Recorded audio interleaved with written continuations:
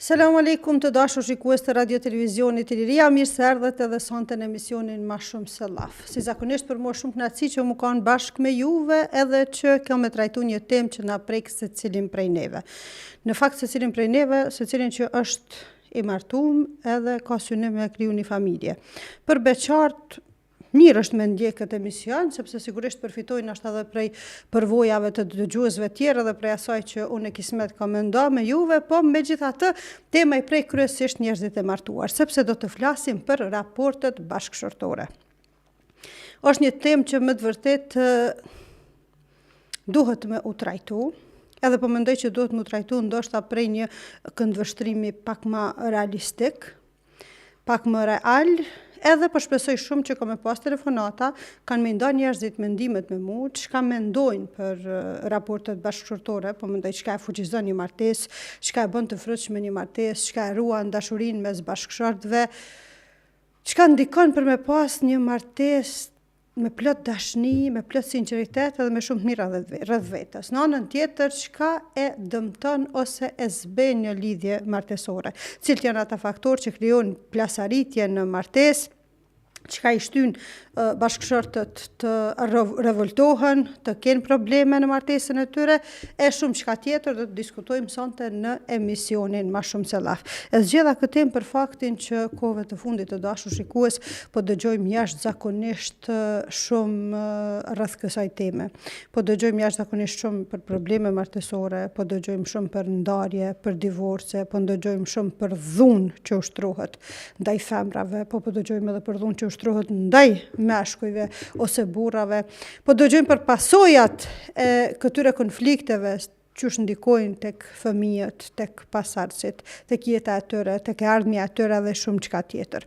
Prandaj konsiderova që është më rëndësi me trajtu bashkarisht edhe me e pa çka mundemi ne me bë që me ndiku paka shumë të gjitha ata që na ndjekin, të gjitha ata që na përcjellin. Martesa të dashur shikues është diçka e shejtë. Është lidhja më e fuqishme që Zoti e ka kriju. Është lidhja më e fuqishme që mundet me ekzistu mes gruas edhe burrit. Nuk është thjesht një dëshmi që dy njerëz janë bë bashk, po është tërësia e ndjenjave, e emocioneve, e përgjegjësive, e pritshmërive, edhe i kombinimit i lidhjes së dy personave të cilët e vendosin me kalu së bashku jetën e tyre. Prandaj është institucion i shejtë, sepse në bazë të martesës ose mbi martesën ndërtohet edhe institucioni më i rëndësishëm shoqëror ose qeliza e shoqërisë e që është familja. E dim mandej se çfarë peshë dhe çfarë vlere ka familja për individin, po edhe çfarë peshë dhe çfarë vlere ka familja për shoqërinë. Prandaj kemi vendosur të flasim për këto raporte, sepse martesa ndikohet pikrisht nga raportet e bashkëshortit me bashkëshortën ose anasjelltas. Numri i telefonit ku mund të thirrni për të ndarë mendimet tuaja rreth kësaj teme është 046 22 0022, po në të njëjtin numër mund edhe të shkruani në Viber për të ndarë mendimet tuaja ose përvojat tuaja ose diçka që keni dëgjuar ndonjëherë se si ka funksionuar mirë ndonjë martesë edhe përkundër vështirësive që çifti ka mujt me i pas ose edhe si ka dështuar ndonjë martesë edhe përkundër problemeve të vogla ndoshta që çifti ka pas edhe ka smundësi me i menaxhu. Duke qenë se martesa është institucion i shejtë, atëherë njeriu duhet me pas seriozitet para se të hyjë në martesë. Njerëzit duhet të mendojnë mirë para se të zgjedhin partnerin e tyre të jetës. Nuk duhet ta shohin vetëm si një njeri që munden me e dasht, por duhet ta shohin edhe si një njeri me të cilin do ta kalojnë jetën, një njeri me të cilin do ta ndërtojnë familjen e vet.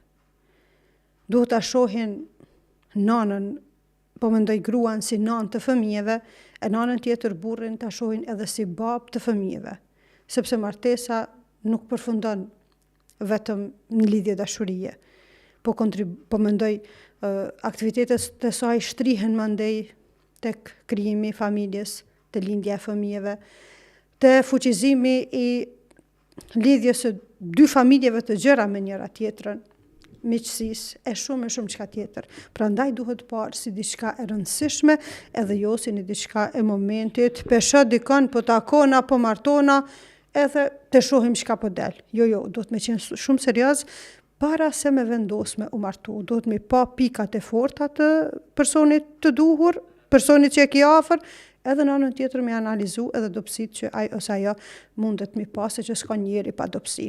Me sa duket e kemi me një herë një telefonus e presim e mandej vazhdojmë prapë. Mirë mbrëma dhe përshëndetje. Mirë mbrëma, përshëndetje. Mirë se erdhët. Mirë se ju qëtë nga në si e. Mirë, faleminderit, mos më thuaj që prapë Valbona kam rri me marrë lidhjen. Si zakonisht. Zotit nderoft e shpërbleft, faleminderit shumë që jetë dëgjuese e rregullt e besa dhe njëra prej telefonuesve ndoshta më të shpeshta. Çka po mendon për temën që po trajtojmë sonte Valbon? Temë më së duhur, edhe shumë e rëndësishme për më trajtu, edhe për me fol. Ato që ka mendoj unë për me mirëbajt një martesë, dojme me kuptu martesën si një mision, obligim, për me rujt, jo si sakrificë. Sepse nëse na e perceptojna investimin në martesë si sakrificë, kina me dështu gjatë rrugës. Sepse njeri lodhët tu sakrifiku në tojza. Mirë për nëse marim investimin si obligim, si misioni ënë për cilin na e mi kriju në këtë dynja. Për me mirëbajt një familje, e mirëbajnë edhe një shoqëri të shëndosh. Arsyeja tjetër, shkaku, do me thonë, për me rujt një martesë është mos i përzim rolet. Do me thonë, gruajat qëndrohen në pozitën e vetë, burrit qëndrohen në pozitën e vetë. Momenti që na ingatrojmë këto dy pozita, edhe këto dy role, ndër mos kina me has mbështërsi, mos kënaqësi. Edhe kjo vjen si rjedhoj, pastaj kjo vin pasojat. Dështimi, mos kënaqësia, thjesht duhet të qëndrojnë brenda kufive edhe roleve tona. Fiks. Çka që më ju thonë atyne që her pas here ja carojnë raportet e tyre bashkëshortore, a me i minimizu, me i te i kalu, apo shpesh herë bëhat thirrje në për media, fatkeqësisht, me i hedh edhe ma shumë benzin flakës. Kushtimisht po them. Fatkeqësisht, qysh në fillim e cika që është më së domosdoshme edhe duhur, edhe nevojshme për me fol, se si ta ruajnë familjen e jo me shkatru. Është fare lehtë ta shkatrojnë. Mirë, por suksesi jon, edhe me ato që kanë mujt me u krenu, është ruajtja e familjes. Komunikimi është çelësi i suksesit. Respekti i ndërsjellët. Duhemi të dim që nëse njeri është zjarr, tjetri do të jetë ujë. Edhe kjo nuk do të na ta shohim na si në vlerësim, ose të themi pse gjithmonë unë t'jem ujë. Gruaja për kanatyshmëria është qenje butë, që me butësinë e vet i përfiton shumë zemra. E përfiton edhe zemrën e burrit me butësinë e saj, me maturinë e saj, edhe me strategjinë e saj të dobishme. Fiks.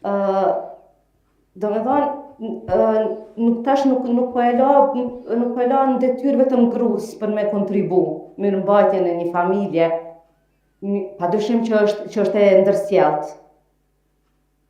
Edhe burri do ta di momentin kur do të ta përkra edhe thjesht në një farë mënyre janë ato çrregullimet hormonale të grus, janë ato ditë pas lindjes, është koha e menopauzës. Do me thonë të gjitha këto din nga njëherë grun me nxjerr prej vetës. Qoftë me ngritjen e zonit pa vetdijen e saj, po padyshim në ato momente shpejt gruaja kthehet. Do me thonë e sheh gabimin e vet edhe kthehet edhe thjesht kërkon falje. Nuk duhet të ekzistoj egoja mes bashkëshortëve. Fiks. Valbona, faleminderit shumë për telefonatën. Faleminderit, done gjithë mira dhe suksese. Po shpresoj shumë që, jo po shpresoj, por natyrisht ke përcjell shumë mesazhe të mira edhe dobishme për krejt ata që jënë të na ndjek. Shpresoj të jemi dobishëm. Zoti t'rujt, nderoft, të faleminderit që je gjithmonë me neve dhe na përcjell. Të dashur shikues, ishte Valbona, një dëgjuese e rregullt e emisionit Ma Shumë Se Llav, e njëra prej telefonuesve ndoshta më të shpeshta në këtë emision. Përcjell jashtëzakonisht shumë mesazhe të mira, mesazhe të dobishme, sepse martesa, thash edhe paraprakisht, nuk duhet të shihet vetëm si një lidhje mes dy njerëzve që e dojnë njëri tjetrin, por të shihet edhe me një përgjegjësi të madhe, çdo kush ta luaj në mënyrën më të mirë rolin e tij në martesë, të mos i ngatrojmë rolet, e përmendi që njëra prej arsyeve që më shumti ndoshta mund të shkaktoj konflikte në një martesë është çështja sepse shpeshherë po ngatrohen rolet e burrit edhe të gruas. Zoti na ka krijuar ndryshe, natyrisht që secili në mënyrën e vet duhet të kontribuojë në martesë, duhet të gjendet aty sa herë që bashkëshorti ose bashkëshortja ka nevojë, por disa gjëra janë natyrshmëri, qoftë të gruas, qoftë të burrit. Unë shpeshherë përmendi kur mbjen me debatu ose kur mbjen me komuniku, edhe kur na bjen me diskutu për këtë çështje në raporte shoqërore me njerëz, gjithmonë thon po nëse të shpërthen goma në kohën kur je të vozite dhe ndalesh në një çështë autostradës, atëherë automatikisht duhesh me thirr një burr. Nuk po them që është e pamundur me u vendos prej gruas, po janë disa situata në jetë, janë disa ngjarje, janë disa punë që është natyrshmëri e burrave që të i kryejnë, po në anën tjetër janë disa çështje, disa punë që janë natyrshmëri e gruas që do më thonë është e pamundur që të arrijnë me i përfundu burrat. Me sa duket e kemi një mesazh që na ka arritur prej një dëgjuesës, në fakt ka shumë njerëz që veç po synojnë me na shkru, po nuk është gjithmonë e mundur ndoshta me i lexu. Një dëgjuese thot, jam prej Mitrovicës, 33 vjeçe dhe 10 vjet jam kanë martuar, nuk e kam ditë çka do me thonë me qenë, do me thonë martesa, sepse jam kanë shumë e re. Tash elhamdulillah kam vendos mbulesën, burri ka vendos me mlan, më ka thonë nuk muj me të përkra këto. Elhamdulillah që nuk kena pas fëmijë, edhe pse tepër kum dasht me u banan, ama si femën, thëm tash u dasht nashta më herët me tregu se që është cili i një martese e jo me prit se çka po ndodh në sen. Nuk më rrina me kuptu shumë mirë.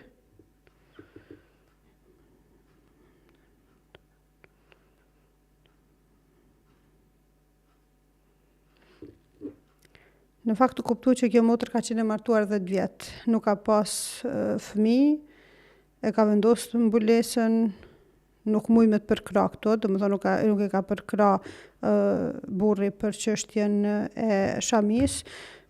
Çështja e shamis është një çështje që e ndihshme, do më thonë të shumica e njerëzve, shumë burra ka që nuk i mbështesin gratë tek çështja e shamis.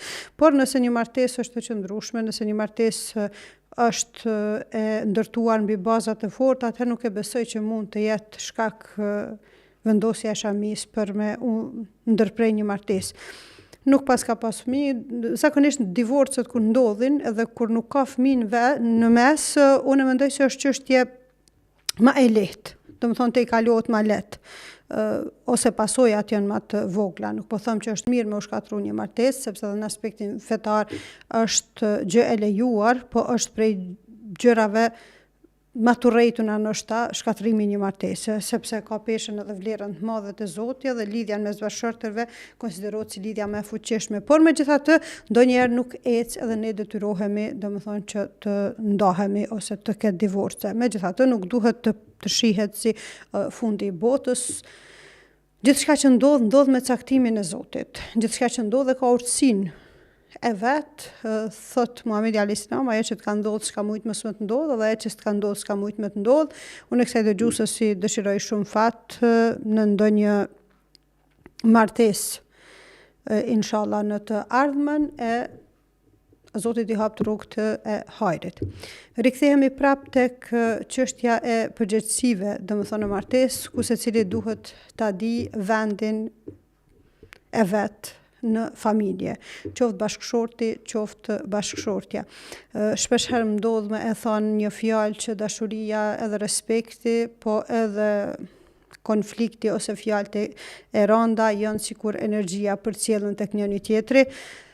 Nëse e pret bashkëshortin me fjalë të mira, nëse e pret me dashuri, nëse e pret me respekt, kur ai kthehet nga puna, nuk ka mundësi, pavarësisht lodhjes, pavarësisht problemeve që ka pas mundësi me i ndodh gjatë ditës, nuk ka mundësi mos me ta kthy me të njëjtën mënyrë. Nëse i thu që të du shumë, nuk ka mundësi me thonë turrej. Nëse i tregon që të ka marrë malli shumë me pa dhe i ke mungu gjatë ditës, nuk ka mundësi më kthy i revoltum kundër teje. E njëjta gjë ndodh edhe me bashkëshortin. Nëse i ofrohet bashkëshortes me butësi, me dashuri, nuk ka mundësi që bashkëshortja me u revoltu. Natyrisht që të gjithë i kemi momentet e caktuara të jetës kur ndihemi ndonjëherë të harxhuar, kur ndihemi ndonjëherë të lodhur, jo gjithmonë jemi në disponim me qenë verzioni më i mirë i vetës.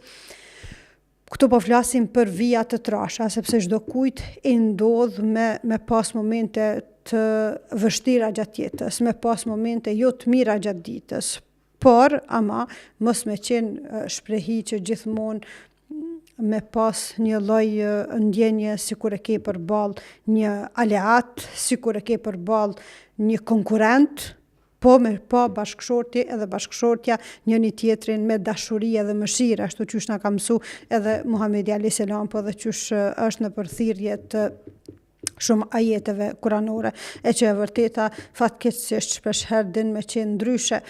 Po jetojmë në një kohë kur bashkëshorti nuk e arsyeton ndoshta bashkëshortën aq sa duhet për veprimet e veta, edhe në anën tjetër bashkëshortja nuk e arsyeton edhe nuk e mbështet burrin në momentet caktuara, prandaj po ndodhin gjitha këto plasaritje, gjitha këto probleme, gjitha këto vështirësi.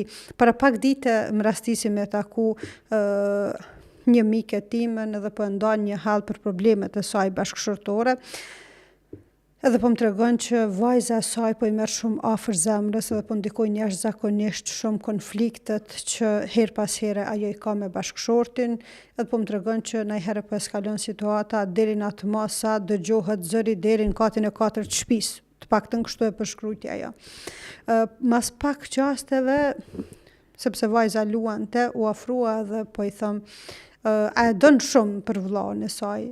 Tha po, e du shumë. Thasha, po më tregon pse ziheni me njëri tjetrin? Tha po, zihemi, tha se nuk më dëgjon shpesh me mërlodra, atja nisi do më thonë mi dhonë do arsyetime. Thash po megjithatë ti e don prap shumë, tha po. Thash njëjtë ndodh edhe me të rriturit. Thash ata kanë konflikte, kanë mosmarrveshje, po megjithatë e duan njëri tjetrin. E presim telefonatën. Mirëmbrëma dhe mirë se erdhët. Mirëmbrëma, urdhani. Me sa duket dëgjuesi u shkëput nga linja, i kërkojmë faljen se e lam me prit, sepse do isha me përfundu tregimin për rastin e 2 fëmijëve që vajzës që e këshillova realisht për faktin që i ka përjetu rënd konfliktet mes nënës dhe babit. Erë telefonata, e presim. Përshëndetje, mirë se erdhët. Mirëmbrëma, jeni drejt për drejt në emisionin Ma Shumë Se Llaf, urdhani. Alo, përshëndetje. Përshëndetje, mirë se erdhët, urdhani. Unë jam Valentina. Përshëndetje, Valentina. Faleminderit, përshëndetje për juve.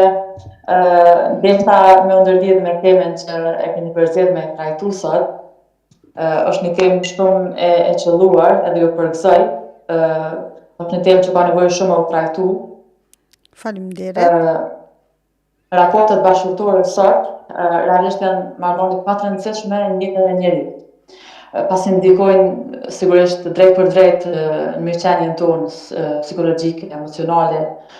Po arsyeja që apo dëgjova? Po dëgjoj shumë mirë. Me shumë kënaqësi po të dëgjoj, edhe po shpresoj që edhe dëgjuesit. Faleminderit. Arsyeja që desha unë të inkuadrohem është që edhe na si bashkëshorte, si nana të japim diçka nga vetja me kontribut ndoshta për dikën, sepse është një temë që realisht ka shumë nevojë me u trajtu, ka shumë nevojë me u diskutu edhe me u komuniku rreth saj.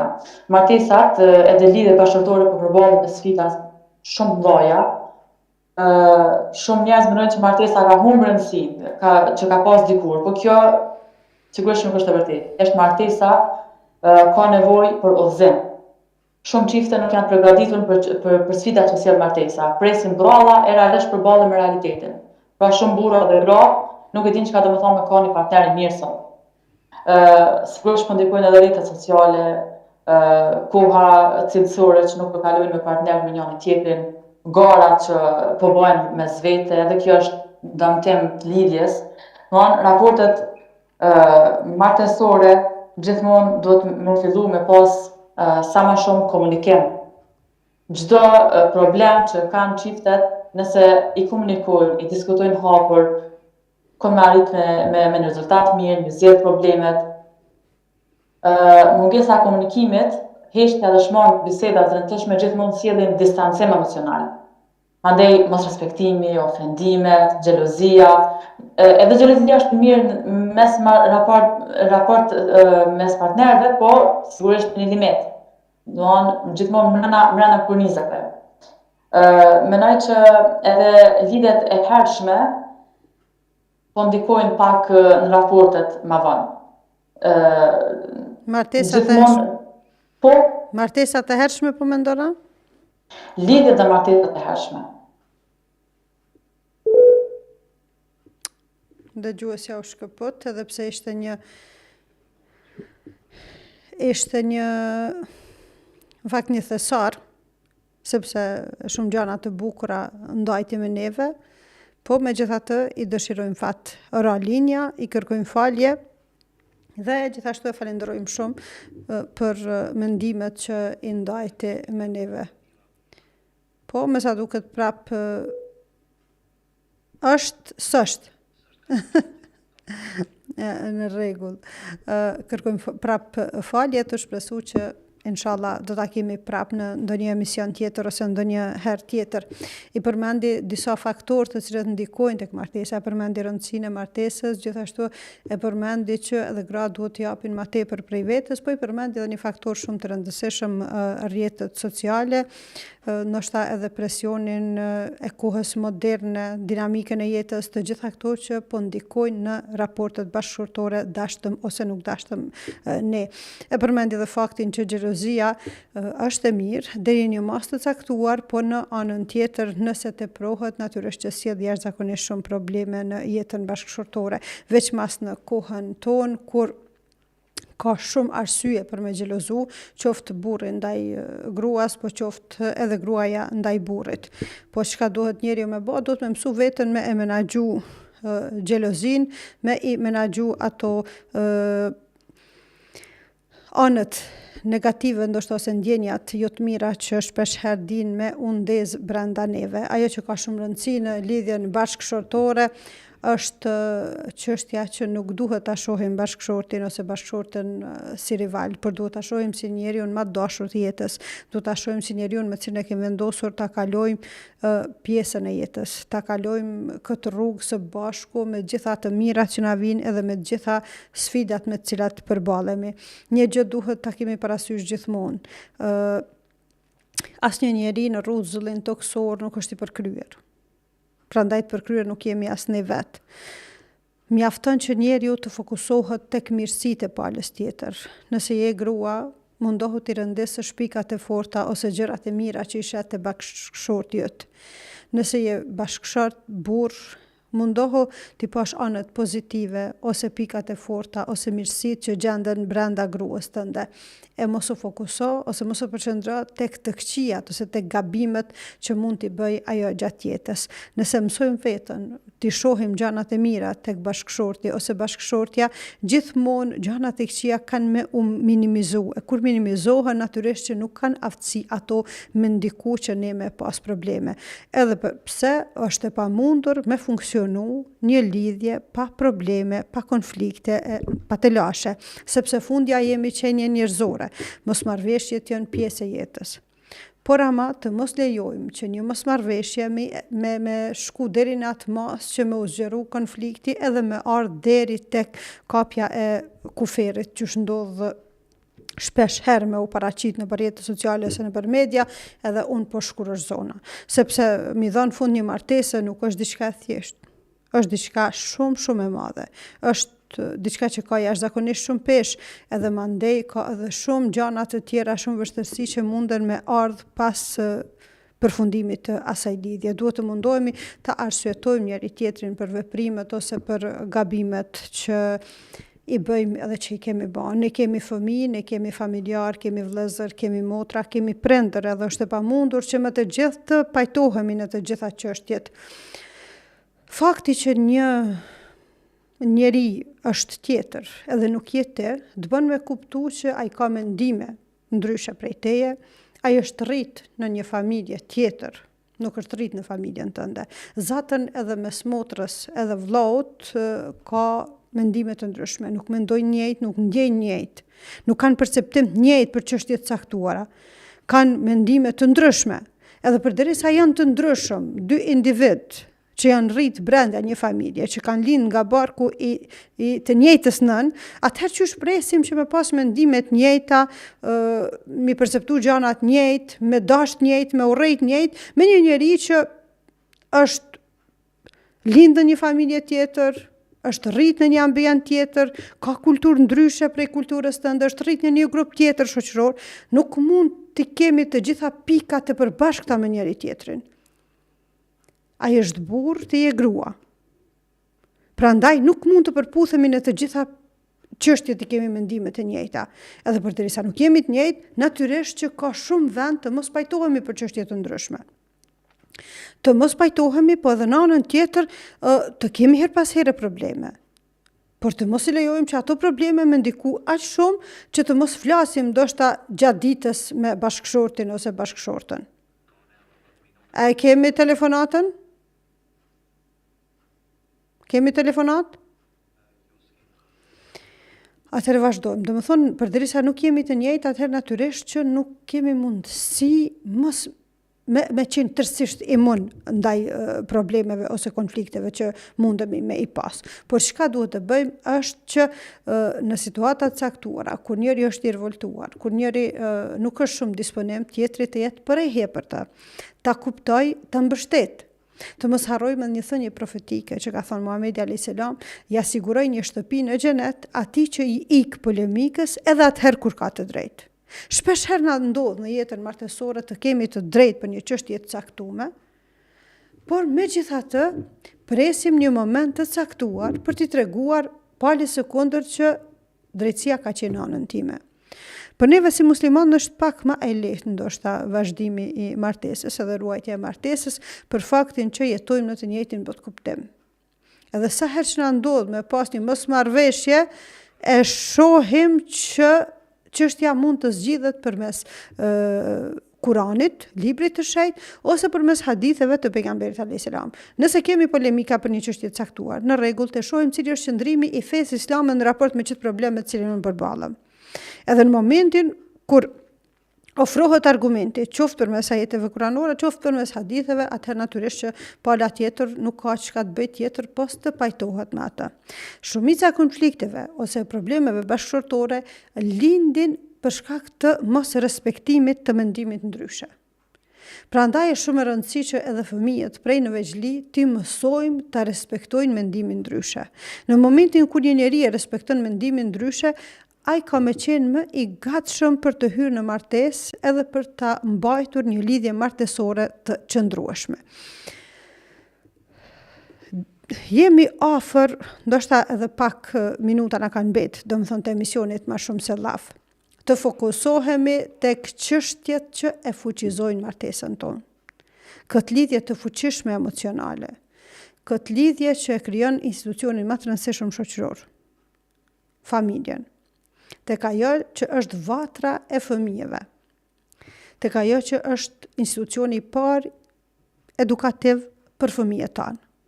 Të përqendrohemi të kalojmë sa më shumë kohë me bashkëshortin ose me bashkëshortën. Dhe jo vetëm të kalojmë kohë duke qenë aty fizikisht, por të kalojmë kohë efektive.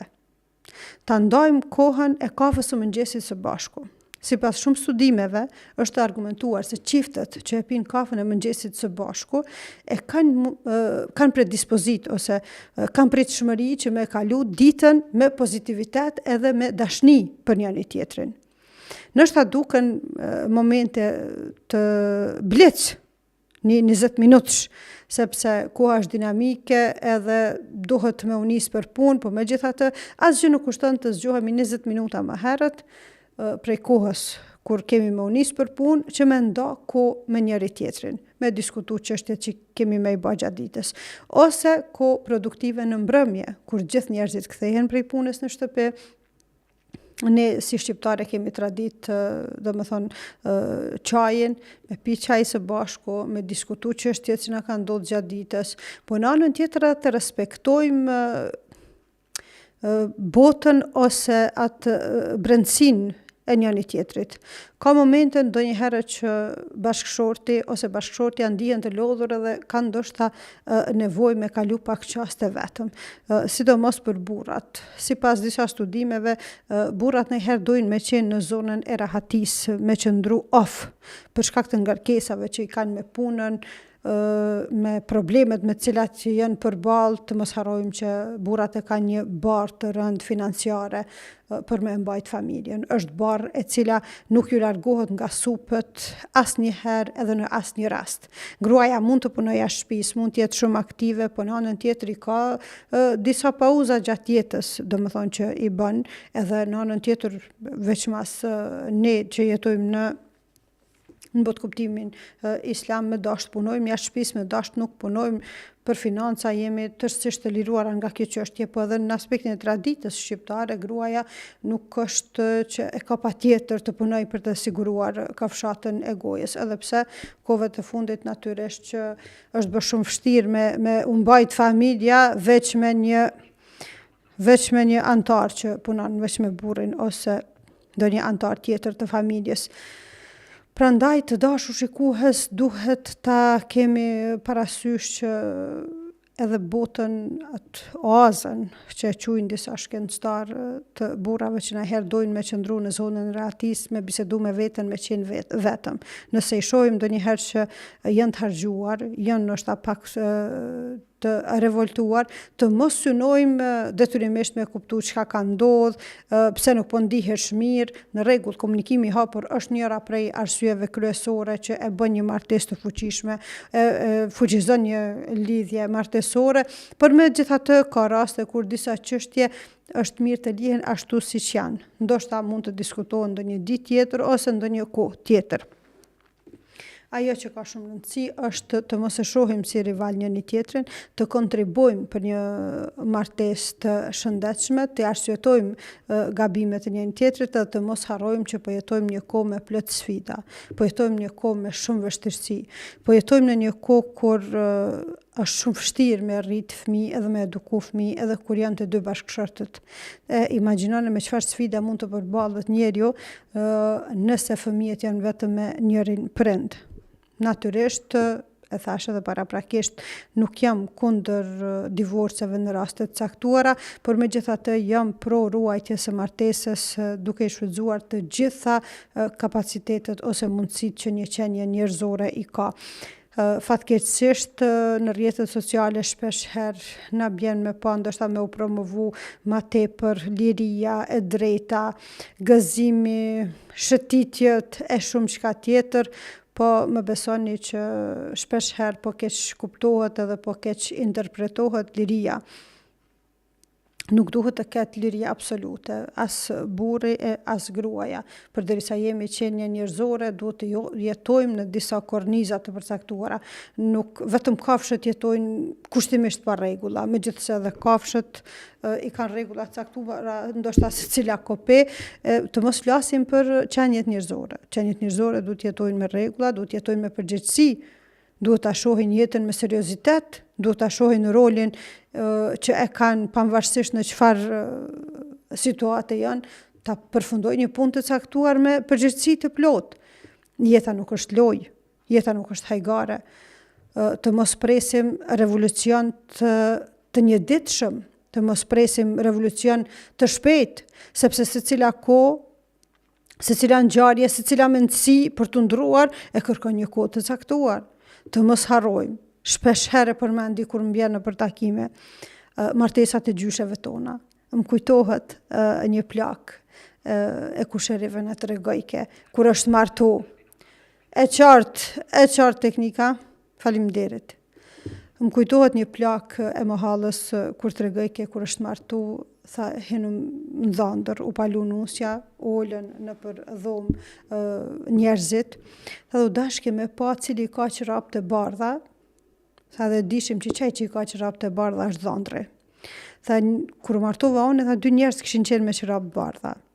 Tha dhe kum shiku si me bisht syrit, tha dhe kum thonë o zot inshallah nuk është që ky. Se do më thonë njën martu pa ju marrë mendime, as kush është, as apo të pëlqen, as pa e taku burrin, thjesht është martu, edhe në ditën që ka hy dhëndër e ka kuptu kush është burri vetë. Edhe nuk është një periudhë shumë e gjatë kohore, distancë e viteve. Jënë gjyshet e tona. E ne sot po jetojmë në kushtet më të mira. E kemi mundësinë me zgjedh bashkëshortin, me pa paraprakisht, me pi kafe, me pa na përputhen mendimet, qëndrimet, botkuptimet e shumë çka tjetër. E sa më shumë që po kemi mundësinë, herë ta le përshtypjen, aq më shumë po kemi probleme. Prandaj konsideroj që jemi gjenerat që duhet ndoshta pak ma tepër të japim kontribut për i vetës për ta ruajtur institucionin më të shenjtë që është martesa edhe familja. Të dashur shikues, unë ju falenderoj të gjithëve që ishit bashkë me mua në këtë edicion të emisionit Ma Shumë Se Llaf.